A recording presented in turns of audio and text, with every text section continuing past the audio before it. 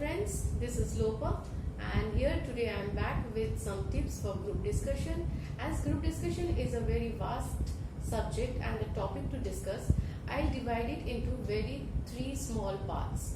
First part is that the topic or the subject which you are going to discuss should be very rich in content, knowledgeable about to the society and to your friends. Second thing, be a leader. Always try to lead the group. That is a very essential part of a group discussion. And be relevant to the point with example, logical datas and references. Be a good listener.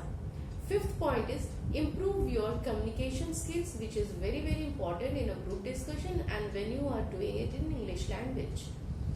Body gestures are also very important tool for group discussion.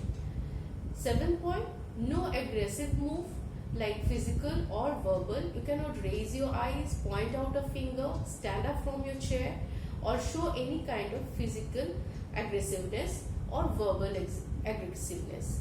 Eighth point is don't crisscross on your ideas. Suppose you have to support your ideas and views to what you have said in the first till the last and stick to it. Second part of the group discussion is how to dress yourself on the day of group discussion. How should be your clothings?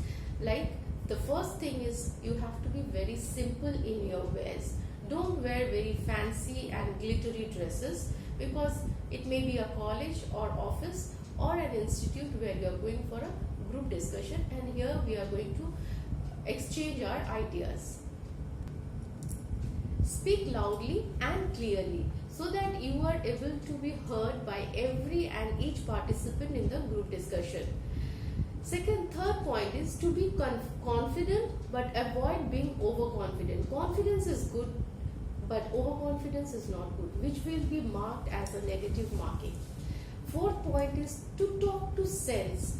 Don't divert the topic, don't go here and there apart from the topic and just because you have to say, you just say something. That is very negative marking will be done. Fifth point is listen carefully and speak only at the appropriate time. That doesn't mean that you have to stop or pull your thoughts to yourself.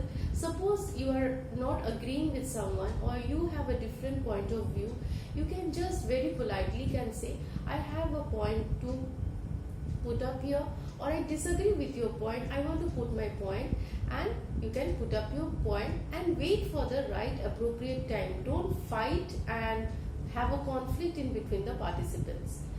Fifth point is to be very sure of what you are speaking. Understand? You have to be sure of what you are speaking. And the last point is to get easy to understand English. Speak the English which is understandable by all the participants in the group. Okay, so this is the second part over for the group discussion.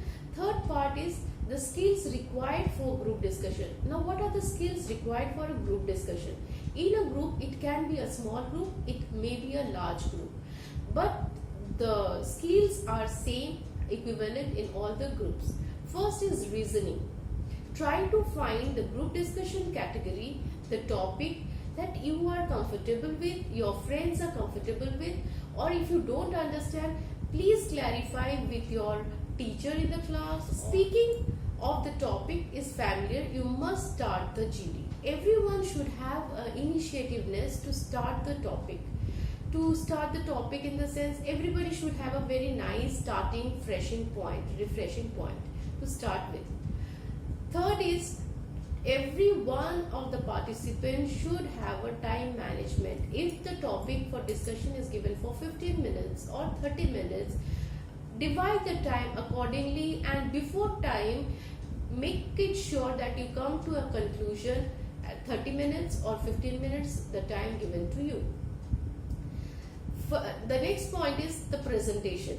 How you present yourself, how you put up your thoughts and ideas very amicably and not with a fight or a frustrations.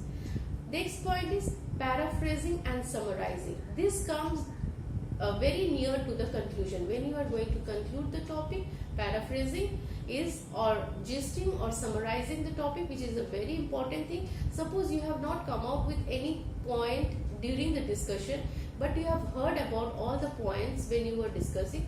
So this is the time when you can summarize the points, the topic, and come out with it. That is a very good initiative also.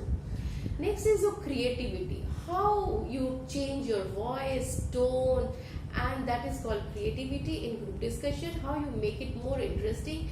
You can give some small anecdotes or some fun or not a joke. I mean something to have.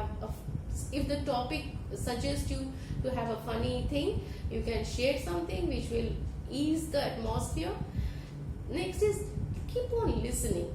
There are many students in group discussion I have seen, they are more into like, I have to say, I want to speak. That is a very, very wrong idea, a very, very wrong thing to do. You have to be a patient listener to all the participants in a group discussion. Fifth and the last one is to be proactive.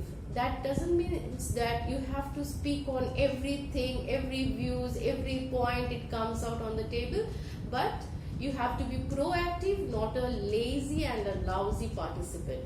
With this, I hope you get a very nice discussion topics and tips. I'll come back again. Thank you.